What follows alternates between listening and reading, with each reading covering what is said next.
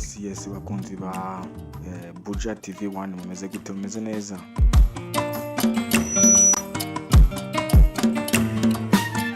Nizere ko mumeze neza aho muri abadukurikira muri ahantu henshi hatandukanye, abadukurikira muri mu Burundi, mu Rwanda, nawe mwese mushobora kumva runo rurimi turiko turavuga nago rukaba rurimi rw'ikirundi.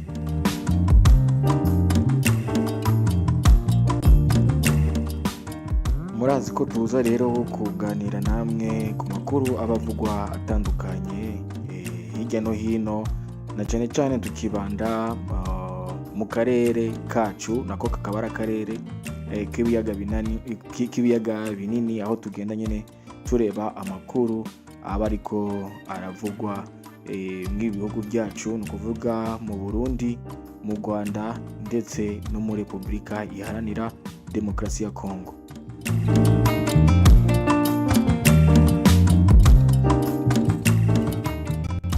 Rero n'amakuru menshi aba agenda avugwa, tuba tugenda tubona aba yanditswe n'ibinyamakuru bitandukanye ndetse n'abantu batandukanye baba bafise ibinyamakuru byabo ku gatwe kabo, ndetse n'ibinyamakuru nyine muri rusange, yaba amaradiyo, amateleviziyo, ndetse n'ibinyamakuru usanga byandika kuri murandasi.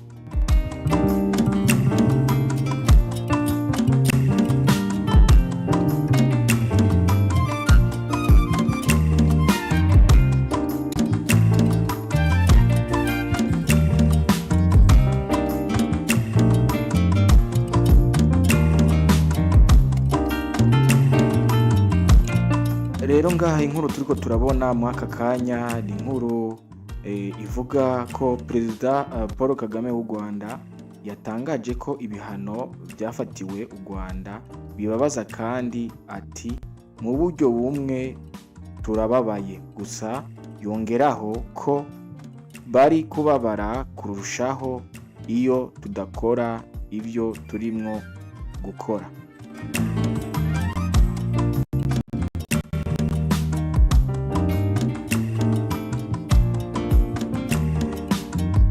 Rero mu kiganiro yatanze mu nama ya Africa CEO Forum irimo kubera i Kigali kuva k'uyu wa kane, Perezida Paul Kagame yabajijwe n'uyoboye ikiganiro uko ahangana n'igitutu ca politike iriho ubu, yaho ufite imbaraga aba afite ukuri. Asubiza ko byose biterwa no kuba Afrika idakoresha imbaraga zayo. Ati naho imbaraga zindi zifite inkoni mu ntoki ziza zigakubita uwo, naho imbaraga asubiza ko byose biterwa no kuba Afrika idakoresha imbaraga zayo. Ati naho imbaraga zindi zifite inkoni mu ntoke ziza zigakubita uwo zishaka gukubita, nta nubwo bakibihisha. Mu kwezi kwa Werurwe, leta ya Amerika yafatiye ibihano igisirikare cy'u Rwanda kuko yemeza ko cohereje ingabo n'intwaro gufasha inyeshyamba za M23 mu burasirazuba bwa Repubulika Iharanira Demokarasi ya Kongo. Amerika kandi ishinja kandi Kinshasa gufasha umutwe wa FDLR ugwanya ubutegetsi bw'u Rwanda. Perezida Paul Kagame yavuze ko hari ubwo ufata ibihano aja ku ruhande rwaho akura byinshi, nubwo yaba ariwe uri mu makosa. Abajijwe niba ashaka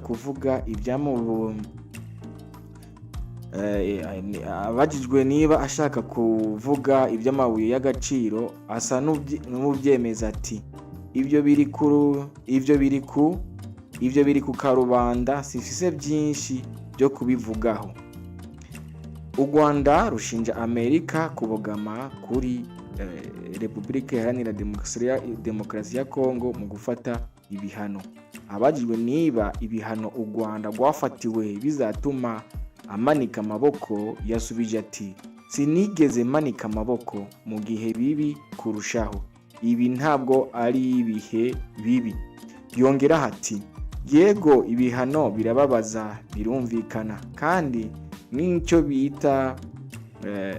n'icyo biba bifatiwe ngo bibabaze abantu. Rero mu buryo bumwe turababaye ariko twababara kurushaho tudakora ibyo turimo gukora. U Rwanda ruhakana ibyo rushinjwa ko rwohereje ingabo muri Repubulika Iharanira Demokarasi ya Kongo, rukavuga ko rwafashe ingamba z'ubwirinzi.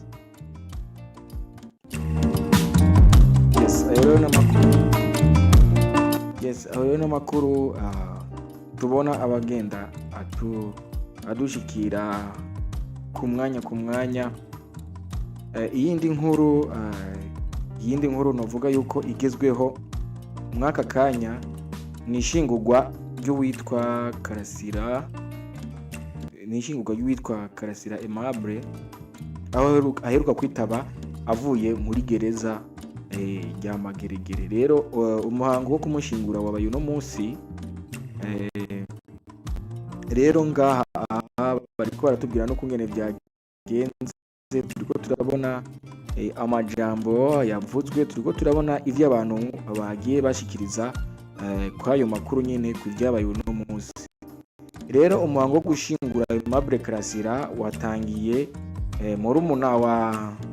murumuna we yahaye ijambo mu gace ka Biryogo mu mujyi wa Kigali, mu cyumba cy'inama ya EER Biryogo, niho hatangiriye umuhango wo gusezera kuri Aimable Karasira wapfuye mu cyumweru gishize. Ubwo murumuna we yahabwaga ijambo ngo avuge, ibyo yavuze byatumye bahita bamwambura mikro. Karasira yarazwi nk'umuhanzi, umwarimu wa kaminuza n'umuntu wakoraga ibiganiro birimwo ibinenga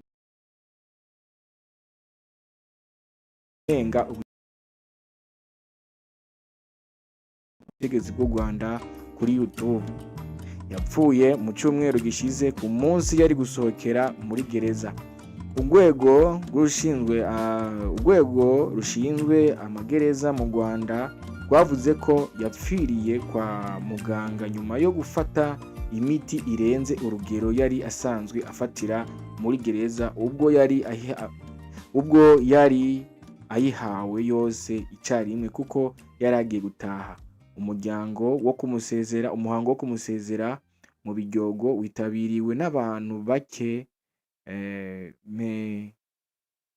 Megashema Felicien na Bruce Bikogwa bamwunganiye ubwo yaburanaga babonetse muri uyo muhango. Karasira yari gufungurwa ku wa gatanu ushize ashoje igifungo cy'imyaka 5 yakatiwe mu cyaha cyo gukwirakwiza amacakubiri. Aruna yavugaga ko afite uburwayi bwo mu mutwe, ariko abaganga banzuye ko uburwayi afite butamubuza gutekereza. Karasira Aimable ufite imyaka 48 asize murumuna we Aime Uyisenga. Uyu ahawe indangururamajwi ngo agire icyo avuga. Yabanje kuvuga bike kuri mukuru we nibwo babayemo mu gihe cya jenoside. Ati twiciwe n'inkotanyi kandi tukageraho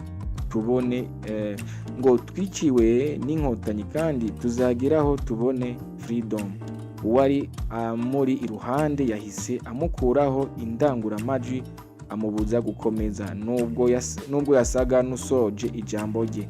Byavuzwe ko uyu murumuna we afite ihungabana kandi ibyo avuga ari byo ribimutera.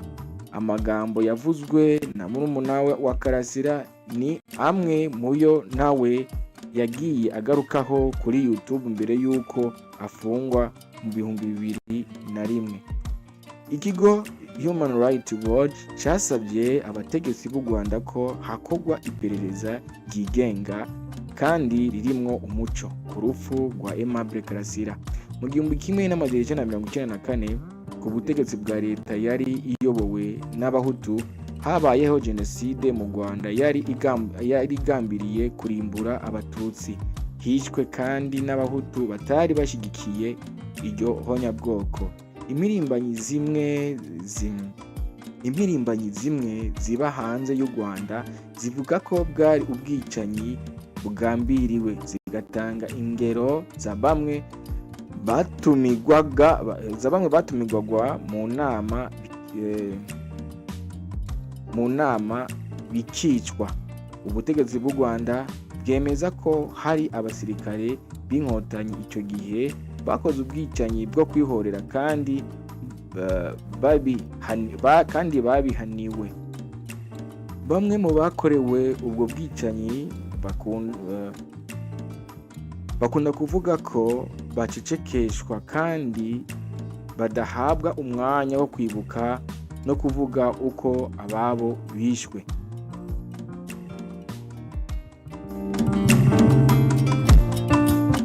Ayo n'amakuru rero tuba dukwiye ku kinyamakuru BBC, aho banditse nyine uko gushingura Karasira Aimable byagenze. Ngaha rero hari abantu bagiye baravuga ko aya makuru nibo tugiye kurebera hamwe mu kanya.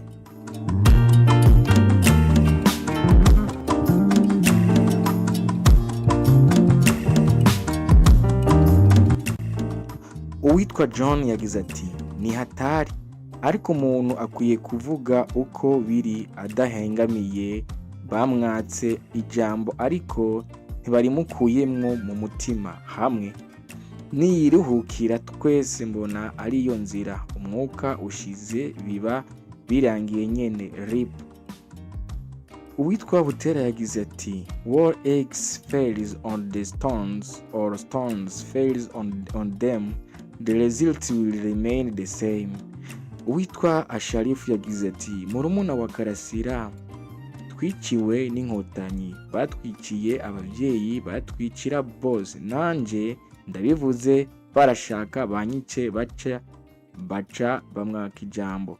Uwitwa Kigali yagize ati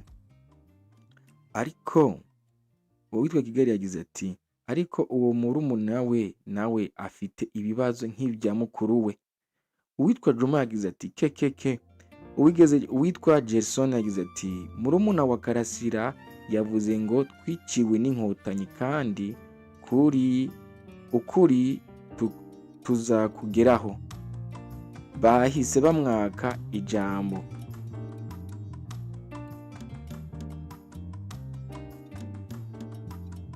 Uwitwa Ntwari yagize ati ibyo yavuze ndabibonye ariko abantu nta bwoba bagigira ndagashwi. Uwitwa Olivier yagize ati bamuhohoteye.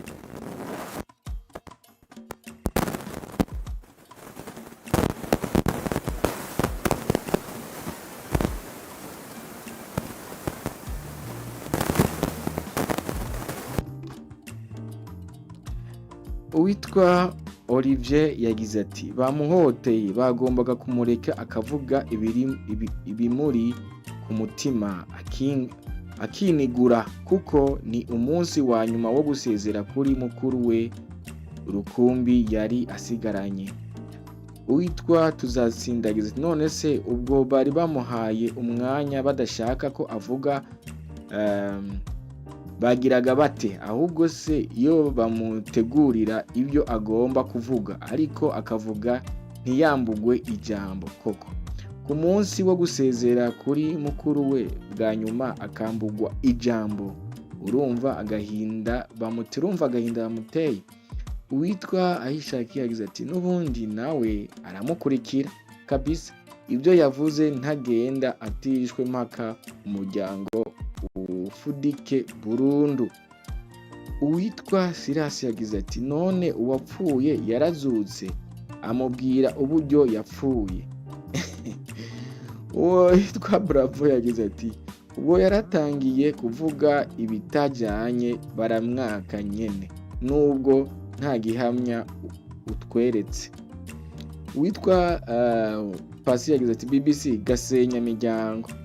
Uwitwa niyo nkuru yagize ati ubwo yahabwaga ijambo yavuze ngo Kagame niwe yishe mwene wacu yifatanije n'inkotanyi, ubu nyene bahita bamwambura ijambo.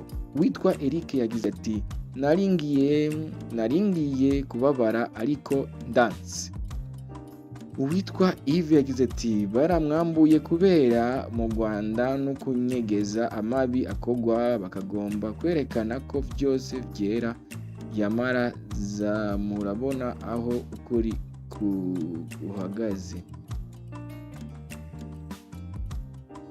Yes, uwitwa June nawe yagize ati ndabona abagwayi bo mu mutwe basigaye babashingura VIP. Uwitwa Jean Claude yagize ati none bazogeza he kwica imvuga kuri bitebuke ukuri kuzotsinda. Uwitwa Desire yagize ati ntivyoroshe ku mwaka ijambo katarisubiza inyuma byarasohotse. Uwitwa agafukamunwa uwitwa Alfred yagize agafukamunwa kange kari. Uwitwa Bigirimana yagize ati okay. Uwitwa Mwamba yagize ati ari commentaire nayo tutasoma kubera cyo bari kibazo gikomeye. Uwitwa Putin yagize ati iyo ufashe abantu bacitse ku icumu mu citwa genocide yakorewe abatutsi mu 1994 Kizito Karasira ukabaniga ukica ubwo ufise ubu. Hari commentaire umuntu atasoma pe, wumva ko nyene ari commentaire hari gihe nawe za kugira yengaruka. Ariko witwa Zakari yagize ati yamaze kurivuga naho bari mwatse. Uwitwa Eric yagize ati BBC aho ibitekerezo by'ibigarasha bica ubwushatse kumvikanisha ubundi ko baciye mu Rwanda nk'ubwo kuki mutivuga aho mukorera mu Rwanda ntidukeye BBC wapi. Ibi umuntu yanditse sindabona nabitumvikana. Witwa Hasi yagize ati ubundi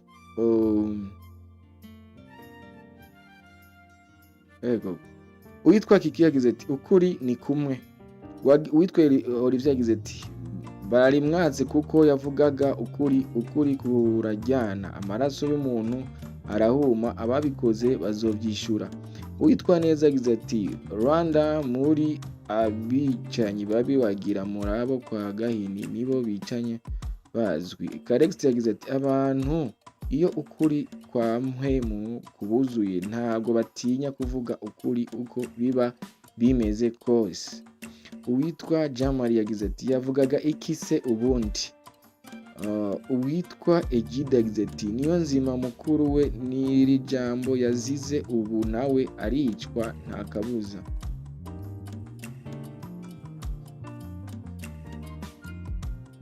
So n'amakomantere menshi rero n'amakomantere menshi bagiye baratanga abasomye ijya nkuru ya BBC. Ariko ngaha dufise ijambo uyu nyene mukuru wa Karasira yavuze mu gihe bamuha ijambo ngo ngo ashikirize nyene ijambo ku bwa mukuru we nyene yapfuye. Mukuru we murabona ko yarapfuye cyari girero cyo kumushingura. Rero uyu mukuru we murumuna we yahawe ijambo ngo avuge. Ni inkuru rero mubona yanditswe kuri BBC noneho abantu bagatanga ibitekerezo. Reka twumve rino jambo yavuze noneho tuze tubandanye mu nyuma.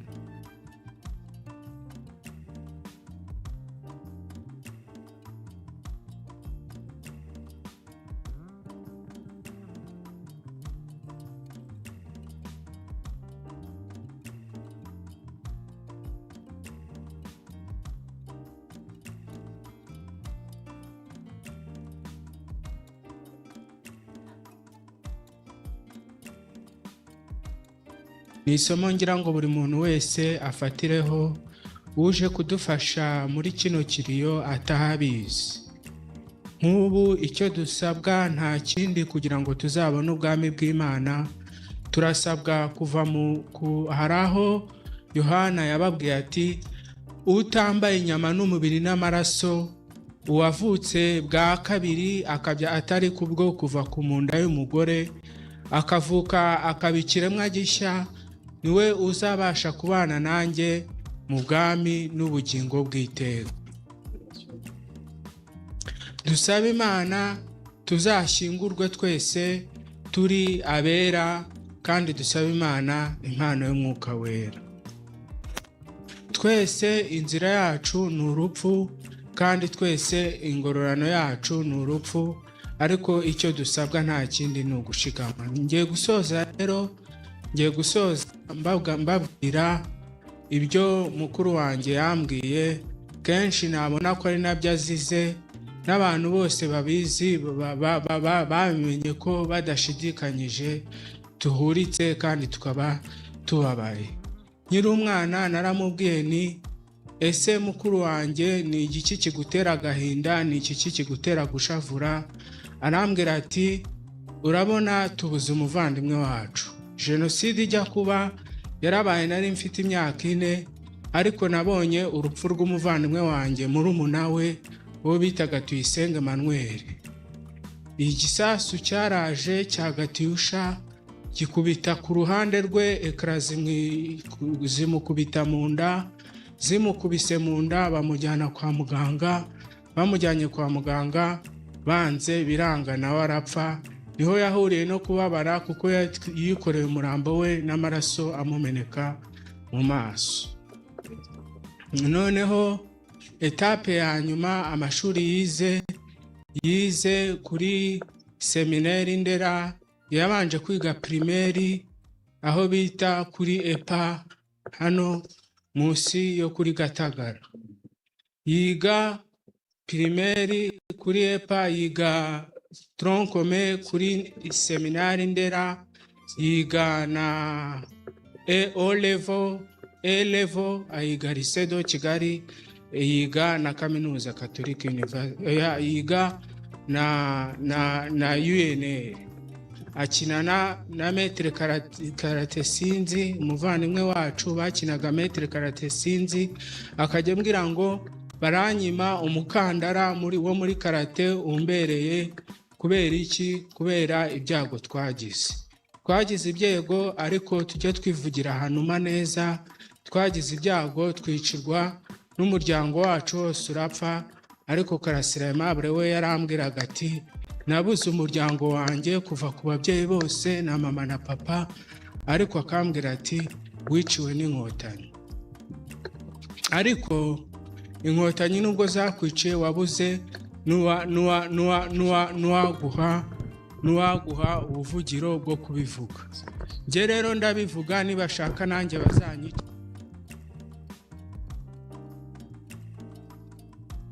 Yiga primaire kuri EPA, yiga tronc commun kuri seminari Ndera, yiga na O level ayiga lycée de Kigali, yiga na kaminuza Catholic University, yiga na UNR. Akinana na metre karate sinzi, umuvandimwe wacu bakinaga metre karate sinzi. Akajya mbwira ngo baranyima umukandara muri karate umbereye. Kubera iki? Kubera ibyago twagize ibyego, ariko tujye twivugira ahantu neza.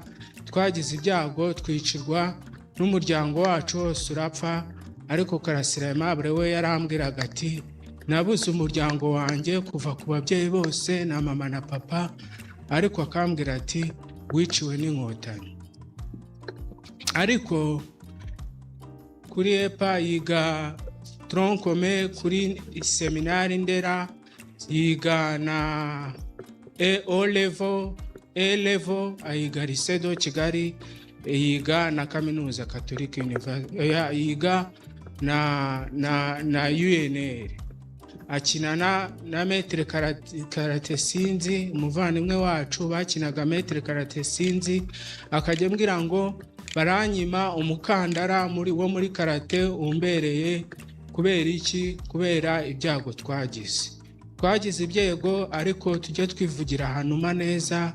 Twagize ibyago twicirwa n'umuryango wacu wose urapfa, ariko Karasira Aimable we yarambwiraga ati nabuze umuryango wanjye kuva ku babyeyi bose na mama na papa, ariko akambwira ati wiciwe n'inkotanyi. Ariko inkotanyi nubwo zakwiciye wabuze nuwaguha ubuvugiro bwo kubivuga. Nge rero ndabivuga, nibashaka nanjye bazanyica ku ruhande rwe. Ekara zimukubita mu nda, zimukubise mu nda bamujyana kwa muganga. Bamujyanye kwa muganga banze biranga, nawe arapfa. Niho yahuriye no kubabara kuko yikoreye umurambo we n'amaraso amumeneka mu maso. Noneho etape ya nyuma, amashuri yize kuri seminari Ndera. Yabanje kwiga primaire aho bita kuri EPA hano munsi yo kuri Gatagara. Yiga primaire kuri EPA, yiga troncome kuri seminari Ndera, yiga na O level, ayiga lycée de Kigali, yiga na kaminuza Catholic University, yiga na UNR. Akinana na metere karate sinzi, umuvandimwe wacu bakinaga metere karate sinzi, akajya ambwira ngo baranyima umukandara wo muri karate umbereye.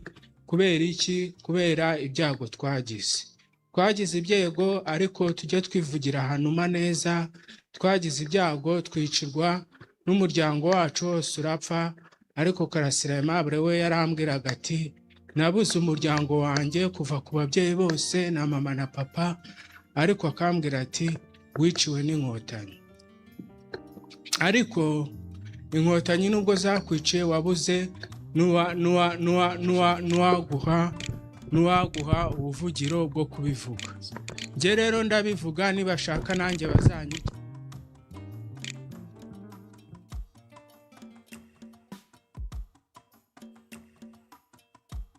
I am honored now to welcome His Excellency the President of Rwanda, Paul Kagame. So please join me for a fireside chat.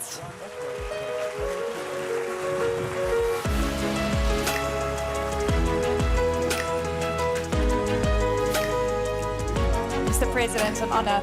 Thank you, sir. Please take a seat. Fantastic to be back. You're welcome. Thank you. I always feel very welcome here, and it's interesting to come at this time in the world. I mean, we've seen so many cycles, but I have to say, possibly nothing like this has ever happened in the global economy. And I'm wondering how you are looking at not only the short-term trends, the long-term trends, but also, we know the old adage, within every crisis, there's always opportunity. And there's a lot of agency on the continent that we haven't seen before. So how are you weighing things up? And what do you think the moment calls for the African continent and for you in Rwanda? Well, thank you, Eleni, and welcome to Kigali.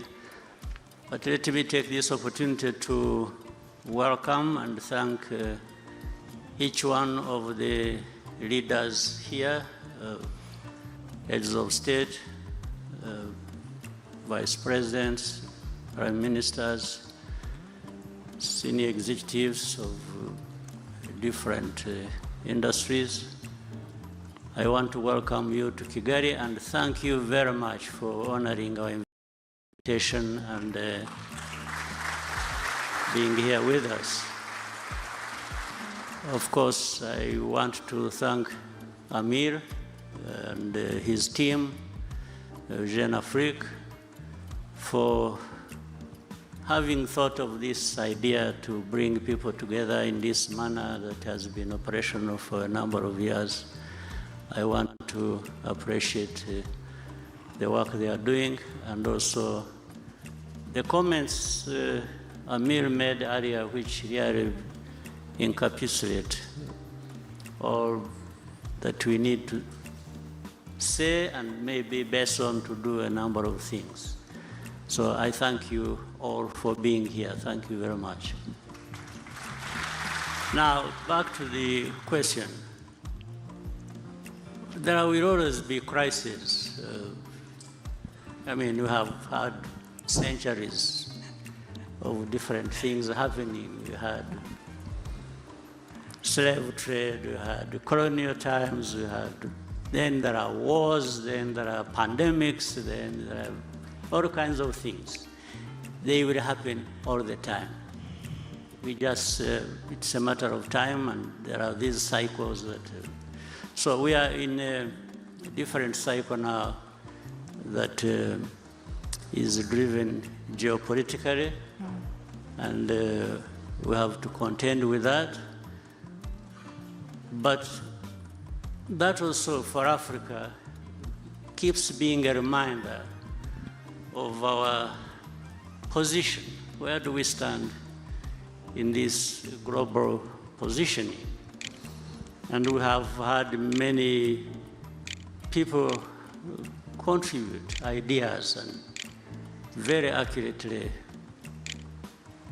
educating us what we need to do and what we need to be thinking about. But we can't stay there. We need to learn from this. We need to shape what we are doing for ourselves, and action should lead us in the right direction and how to deal with these crises. So, but for Africa, let me say, we have to leverage our competitive advantage, and there are a number of them. So why is Africa always at a disadvantage? When you look back, you see where Africa has been lacking this or that. But really, why, when you have almost everything? If you look at in the area of green energy, and this continent is home to 60% of solar potential. 60% is home to that. Africa is home to that. Then if you look at the critical minerals that are talked about, all of them, or the majority, are on the continent for making batteries and so on and so forth. And different powers are fighting over that. But Africa, that has a lot of that, is silent or losing most of it cheaply to those who have the power and have know what they want to do. Look at human capital. In terms of human capital, Africa has abundance of that.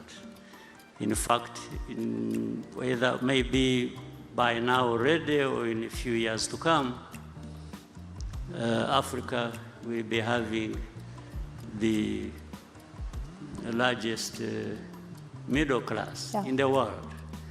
So how can we have these resources? And then we are here wondering how to overcome some of the challenges that are brought by the geopolitics that we talk about, or the crises that we see happening in every. So we need to come together and do something about it. It's doing something about it. The rest we know. And Amir earlier on was talking about what we lose by not doing a number of things. I think we lose a lot more even by not doing what we have to do. And it's a really important point. It's time of action. And I have to say, you know, when you mentioned pandemics, there was a wake-up call, and we've seen so much shift and change. But, you know, watching what's been going on with the way African leaders have been approaching bad deals that are getting on their table. I mean, Zimbabwe, Zambia, as well as Ghana, saying no to mineral deals because it was about extraction in return for healthcare programs and so forth. And frankly, I'm sure a lot of you in the room know that you've been very vocal about the kind of bullying tactics, the coercive tactics that have been used by the West, specifically the US. And at this point in time, we know that Africa is still being viewed as a place where people can extract, but African leaders are saying no. Also threats about sanctions consistently, not only against African nations, but other countries. Rwanda yourselves are dealing with US sanctions since March this year with the issue regarding the DRC. Take me through how you're dealing with this new geopolitical tension where there's a belief that might is right and the big can control, you know, everyone else. Well, it's a crisis in a sense, but brought about by the same thing, Africa not leveraging our capacity, our potential, our, you know, energy of the people of our continent is just locked out there. And it's a situation where the powers that be are holding a whip in their hands. They're using a stick to beat up whoever they want to beat up in order to, they are no longer even hiding it. It's just in the open. It's like in the situation you're talking about, we have in the region of Congo and the other crises that also, in a way, involve Rwanda and other countries in our region. Yeah, sanctions, one has, first of all, are they justified? And it is not just in this case of Rwanda, but in other cases. Sometimes sanctions are just applied in a case of the one who provides less than the other. Yes, so it goes in the favor of the highest bidder. When somebody knows they will extract more from a certain place, they will be more favorable to that place, even if they are the ones in the wrong. Do you believe that all roads lead to mineral deals? Is that what you're saying? I mean, it is in the open. Okay. I don't have to say much. And in some cases, it operates like in the very old days. There is a lot of cynicism in this. In the old days, the kings and so on and so forth used to give their in-laws, their children, you know, powers to say, go and control something somewhere. And that's happening today here. Yeah. Yes, they just give somebody, say, go and get whatever you want to, and do whatever you want to do in that region. That is how Africa is treated. So these powers you see that come here lecturing people on democracy, human rights, and they are doing it with one arm, and the other, they are just taking away everything that people own. So, and this is what is critical. This is why Africa, leaders of Africa, some of whom are here, brothers, and the CEOs and other Africans, I think we need to give ourselves value of some kind. We can't just be people who are waiting to be ripped off by somebody who is shrewd enough and has the power to come. No, we must be able to say no.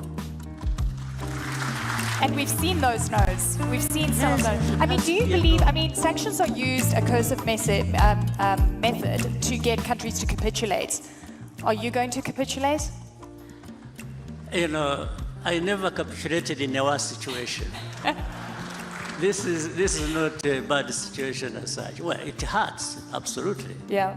And that's what it is meant to do. It is meant, sanctions or different measures are meant to hurt people. So in a way we are hurt. But I think we would be hurt more by not doing what we are doing. So it's always, you make a calculation. Yes. So, and it is not so difficult to say no. In fact, it costs more to say yes to the wrong thing. Yeah.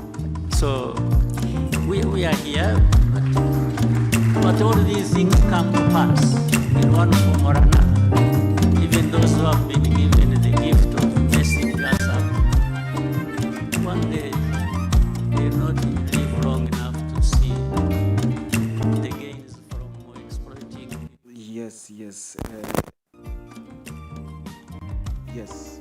Bishobora kuba bwa mbere rero uhuye natwe.